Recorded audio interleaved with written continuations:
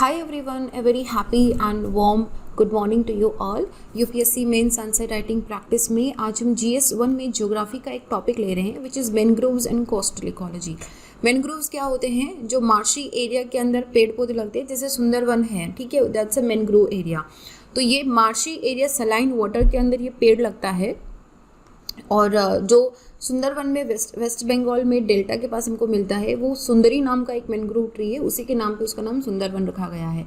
सो ये जो मैनग्रोव्स होते हैं ना सिर्फ ये एनवायरनमेंट के इकोलॉजी के अंदर एक डाइवर्सिटी लेके आते हैं, बल्कि कोस्टल एरिया को भी बहुत ही अच्छी तरीके से प्रोटेक्ट करते हैं। ये क्वेश्चन एक ऐसा है जिसको आप काफ़ी सारी जो क्वेश्चंस है, डिफरेंट टाइप के क्वेश्चंस उनमें यूज़ कर सकते हो। जैसे कि you can use a part of this question into कि जो सुनामी आता है उससे किस तरीके से कोस्टल एरिया को प्रोटेक्ट करना है, या जो स्ट्रॉन्ग सर्जेस होते हैं उनको कैसे प्रोटेक्ट करना है। तो इसमें काफ़ी सारे पॉइंट्स क्लियर होंगे। इन बिटवीन मैं आपको बताती रहूँगी कि ये वाला कंटेंट आप यहाँ पे भी यूज़ कर सकते हो, यहाँ पे भी यूज़ कर सकते हो। Listen to this question very carefully. आपका mangrove and coastal ecology and coastal protection का जो टॉपिक है वो इसमें पूरा कंप्लीट हो जाएगा।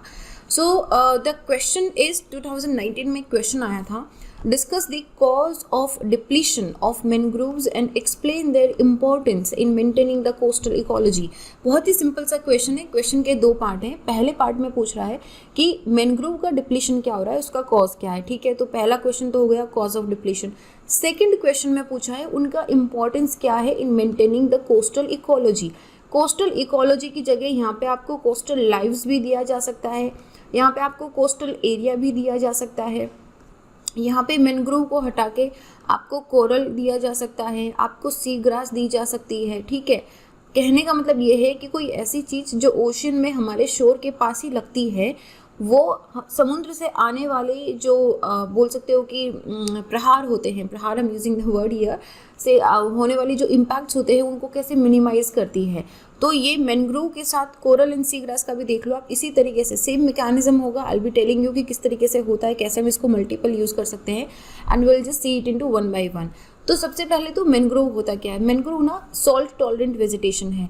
जो इंटरटाइडल एरियाज होते हैं ना, जब रिवर ड्रेन हो रही होती है ओशियन के अंदर, तो वो जो बीच का एरिया होता है वो होता है इंटरटाइडल एरिया। इंटरटाइडल एरिया हम उसको भी बोलते हैं जब high tide and low tide आती है, तो उसके बीच का जो सेंट्रल एरिया है वो वहाँ पे ये लगता है मैनग्रोव का पेड़। ये इसको टाइडल फॉरेस्ट भी बोलते हैं, और इसको tropical wetland rain forest ecosystem की कैटेगरी में भी डाला जाता है। सुंदरवन मैनग्रोव फॉरेस्ट जो है ये one of the largest mangrove forest है इंडिया के अंदर। बहुत अच्छी मैनग्रोव की आप बोल सकते हो कि पैचेस हैं उड़ीसा के अंदर, कर्नाटका के अंदर। We have the patches in to Andaman and Nicobar also, we have in the West Bengal बहुत अच्छा पैच है, we have in the Gujarat also, in the western coast also. So patches mangrove के इंडिया में काफ़ी हैं। ये लगभग 2 लाख स्क्वायर किलोमीटर में अक्रॉस द ग्लोब है, बट ये जो मिलता कहाँ है, ये ट्रॉपिकल रीजन के अंदर मिलता है। ट्रॉपिकल रीजन के अंदर 30 कंट्रीज हैं, जिनमें इंडिया के अंदर जो टोटल मैनग्रोव हैं they are around 4482 kilometre square. You don't have to remember the data, मैं जस्ट आपको एक ओवरव्यू दे रही हूँ कि इतना ज़्यादा हमारे यहाँ पे मैनग्रोव का एरिया है। लेकिन फिर भी लगभग 35% जो वर्ल्ड का मैनग्रोव है ये डिप्लीट हो रहा है ना। ये सारी चीज़ें इंट्रोडक्शन में लिखी जाएगी। आप ये डेटा ना लिखो, but you can definitely right कि एटलीस्ट 30% जो वर्ल्ड का मैनग्रोव है वो डिप्लीट हो रहा है। और एक साइंटिफिक स्टडी ये भी बताती है कि 100% ऑफ मैनग्रोव स्पीशीज़ में से 90% जो है दे आर अंडर थ्रेट। पूरे मतलब 92% तक का मैनग्रोव अंडर थ्रेट है। तो किस चीज़ से उनको थ्रेट है उसके बारे में हम देखेंगे। तो मैनग्रोव जो होता है ना वो इस तरीके से लगता है, in between it's like a protector in between the ocean and the land area. तो फ्लड एंड इब किसको बोलते हैं? फ्लड होता है जब हाई टाइड का पानी अंदर आता है ना, ये हाई टाइड में पानी जब बहुत ऊपर तक आ जाता है इसको बोलते हैं फ्लड। और जब ये लो टाइड के अंदर पानी वापस जा रहा होता है इसको हम बोलते हैं इब। तो जब फ्लड के, मैंने क्या बोला था, इंटरटाइडल एरिया के अंदर है ये, तो इसका मतलब है high tide and low tide आएगी। तो ये इंटरटाइडल एरिया में जब हाई टाइड आती है या जब फ्लड आता है तो ये अपने साथ में यहाँ से बहुत सारा sedimentation, larva, phytoplanktons and large fishes जो है वो यहाँ पे लेके आता है। So you seeing it is working as a carrier also. और यहाँ से ये क्या कर रहा है कि यहाँ से भी जो सेडिमेंट्स हैं, यहाँ पे डिपोजिशन से सेडिमेंट्स हो गए, डिट्रेटस न्यूट्रिएंट्स वगैरह हो गए इसके लिए, फिशेस के लिए, लार्वास जो हो गए, इन सबको ओशन में लेके जाता है। सो इट्स लाइक सर्कुलेटिंग, है ना, ये सर्कुलेट कर रहा है। तो डिप्लीशन के रीजंस क्या हैं? सबसे पहला डिप्लीशन तो का रीज़न है ग्लोबल वार्मिंग, सी लेवल राइज। सी लेवल राइज की वजह से क्या हो रहा है कि ये डूबना स्टार्ट हो गए। इनमें भी ठीक है, ये सॉल्ट टॉलरेंट वेजिटेशन है, बट स्टिल ये जो फ्लडेड एरियाज ऑफ मैनग्रोव्स होते हैं इसकी वजह से इनमें डिप्लीशन होना स्टार्ट हो जाता है। And also they are also supplemented by continuously erosion by sea also. ये लैंड की तरफ से सी की तरफ जो इरोजन हो रहा है इसकी वजह से भी ये कटने लग गए हैं। सेकेंड इंपॉर्टेंट है reduction in the river water level. देखो रिडक्शन इन रिवर वाटर कैसे होगा, बहुत सारे डैम बन रहे हैं, बहुत सारी कनाल्स हो रही हैं, पानी इरिगेशन में यूज़ हो रहा है। और जो अभी तो चलो हिमालयन रिवर के अंदर तो क्या है कि ग्लेशियल मेल्ट हो रहे हैं, तो उसकी वजह से पानी एक दो या जो बहुत बड़े ग्लेशियर से निकल के आती है उनके अंदर पानी है। बाकी जिस तरीके से बारिश इतनी इनफ्रीक्वेंट हो गई है इरेटिक रेनफॉल की वजह से, या फिर जो ग्लेशियर मेल्टिंग है इसकी वजह से अगर वो कम हो रही है तो उसकी वजह से भी जो पानी रिवर में कम हो रहा है, रिवर वाटर रिजीम इन रिवर अगर कम हो रहा है तो उसकी वजह से भी मैनग्रोव पे इम्पैक्ट पड़ता है, क्योंकि ये वहीं होते हैं जहाँ पे रिवर मीट्स द सी, जहाँ पे नदी समुद्र से मिलती है वहीं पे मैनग्रोव सबसे ज़्यादा होते हैं। और इसीलिए इनको एक फाइन बैलेंस चाहिए होता है। देखो जब रिवर का पानी है मीठा, समुद्र का पानी है खारा, जब मीठा और खारा पानी मिलेंगे तो ना तो ये एग्जैक्टली खारा है ना ही ये एग्जैक्टली मीठा है, तो in between salt and sweet water इसको चाहिए होता है सर्वाइव करने के लिए। लेकिन अगर पानी में रिवर के पानी फ्रेश वाटर में कमी आती रहेगी तो इसमें सॉल्ट डिपोजिशन ज़्यादा होता रहेगा, इससे भी मैनग्रोव का डिस्ट्रक्शन होता है। Then third we have invasion by the alien species. जो नॉन नेटिव या एलियन स्पीशीज़ होते हैं, चाहे वो प्लांट का हो चाहे एनिमल का हो, वो जैसे इनको एंडेमिक होता है, जैसे क्राउन थ्रोन फिश होती है, स्टार फिश होती है, क्राउन थ्रोन स्टार फिश आप उसको देखना, वो कोरल्स के लिए नुकसानदायक होती है, तो वो नेचुरल ही, लेकिन फिर भी it is very harmful it because it survive and it eats the corals. जो क्राउन थ्रोन स्टार फिश होती है वो सिमिलरली मैनग्रोव्स के अंदर भी काफ़ी सारे ऐसे species of plant and animal होते हैं जो इसको थ्रेट देते हैं। They are also leading to an imbalance in the ecological structure also. Clearing भी एक बड़ा रीज़न है, क्योंकि यहाँ पे क्या हो रहा है कि देखो जैसे पॉपुलेशन बढ़ रही है, अर्बनाइजेशन, एग्रीकल्चर एरिया एक्सपेंड हो रहा है, तो वैसे इन मैनग्रोव्स को काट के या तो ह्यूमन सेटलमेंट बनाए जा रहे हैं, या टूरिज्म के लिए घर बनाए जा रहे हैं, या श्रिम्प एक्वाकल्चर के लिए यहाँ पे स्पेस करा जा रहा है। तो इसकी वजह से हर साल 2 से 8% तक का जो मैनग्रोव एरिया है वो डिप्लीट होने लग गया है। It's like cutting the forest, it's like you are cutting down the mangrove forest here. Over harvesting की वजह से भी, क्योंकि मैनग्रोव क्या है, एक फॉरेस्ट एरिया ही है, तो यहाँ से जो माइनर फॉरेस्ट प्रोड्यूस होते हैं, जैसे कि फायरवुड की लकड़ी हो गई, पेड़ को काट के लकड़ी को लेके जाना, इसका पल्प प्रोडक्शन में यूज़ करना, चारकोल प्रोडक्शन में यूज़ करना, इसका जो पेड़ पौधे हैं उसको काट के एनिमल फॉडर में यूज़ करना, तो उसकी वजह से इसकी ओवर हार्वेस्टिंग भी हो रही है। Then damming of the river also. Damming of the river से देखो 2 नुकसान है, एक तो पानी का फ्लो तो कम हो ही रहा है, ठीक है, पानी का फ्लो कम होने के साथ में डैम्स जो होते हैं, रिवर में जो सेडिमेंट्स आते हैं ना उसको रोक लेते हैं, तो ये सेडिमेंट मैनग्रोव के लिए ज़रूरी होते हैं, ये सेडिमेंट पहुंच नहीं पाते। दूसरा इसकी जो सैलिनिटी लेवल ऑफ वाटर है, क्योंकि रिवर का पानी कम आ रहा है, ओशन का पानी ज़्यादा हो रहा है, तो ये ज़्यादा सलाइन बन रहा है, तो इसकी वजह से भी मैनग्रोव को नुकसान पहुंचता है। Then climate change also, low rainfall या फिर हाई सी टेम्परेचर, जो मीन सी टेम्परेचर है वो इंक्रीज़ हो रहा है, एयर टेम्परेचर इंक्रीज़ हो रहा है, तो that is also causing threat to the mangrove, क्योंकि इनका ना बड़ा पर्टिकुलर नीश होता है। नीश मतलब जहाँ पे वो उगते हैं, जहाँ जो उनको एनवायरनमेंट चाहिए होता है, बड़ा पर्टिकुलर नीश होता है, तो अगर उसमें किसी भी तरह की डिस्टर्बेंसेस हो जाए तो इनको डिग्रेडेशन की थ्रेट रहती है। कोरल के साथ भी सेम ही चीज़ है, आप सी ग्रास के साथ भी सेम ही चीज़ ले लो, कोरल्स में भी यही होता है कि इनको 27 डिग्री का टेम्परेचर चाहिए, मडी वाटर नहीं होना चाहिए, इसीलिए ये on the mouth of delta पे नहीं होते हैं। तो इस तरीके से आप लिख सकते हो कि कोरल के अंदर भी इस तरीके काफ़ी डिप्लीशन है। अगर कोरल का क्वेश्चन आता है तो इस तरीके से इसको डिवाइड करके लिख सकते हो। Then we have the destruction of the coral leaf also. Coral leaf हो गया या मैनग्रोव हो गया, ये जो दोनों है ना, ये first protector against the current and strong wave होता है। मैं आपको बताऊंगी कैसे, दिस इज वेरी इंपॉर्टेंट, ये बड़ा कॉन्सेप्चुअल येट वेरी सिंपल चीज़ है, I be explaining it to you. तो जब ये डिस्ट्रॉय हो जाती है कोरल लीफ या मैनग्रोव, तो आसपास में क्या होता है कि सीधा उस वेव का इम्पैक्ट, अगर कोरल ख़त्म हो गई तो उसका जो हाई करंट या स्ट्रॉन्ग वेव आ रही है उसका सीधा इम्पैक्ट यहाँ पे मैनग्रोव पे पड़ेगा और मैनग्रोव को ये हार्म करती है। Then pollution also due to excessive use of fertiliser, pesticides, discharge of domestic sewage also, industrial से जो पानी, गंदा पानी आता है वो सब रिवर में ऐसे ही डाल दिया जाता है, तो वो जो टॉक्सिक एलिमेंट्स हैं वो सारे के सारे मैनग्रोव को नुकसान पहुँचाते हैं। तो इस तरीके से अगर आप इतने रीजंस लिख दोगे, it is more than sufficient कि मैनग्रोव किस लिए डिप्लीट हो रहा है। डिप्लीशन के बाद में सेकेंड पार्ट ऑफ क्वेश्चन हमारा था कि मैंग्रोव कोस्टल इकोलॉजी के लिए क्यों इंपॉर्टेंट है।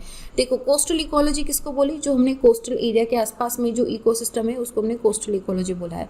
मैंग्रोव ना एज इफेक्ट लेके आते हैं। एज इफेक्ट क्या होता है, देखो एज इफेक्ट होता है कि ये इन द बिटवीन एज पे है, तो एज या जो इकोटोन होता है यहाँ पे ना आपको ट्रांजिशनल इकोसिस्टम मिलता है, यहाँ पे आपको सबसे ज़्यादा डाइवर्सिटी ऑफ स्पीशीज़ मिलती है।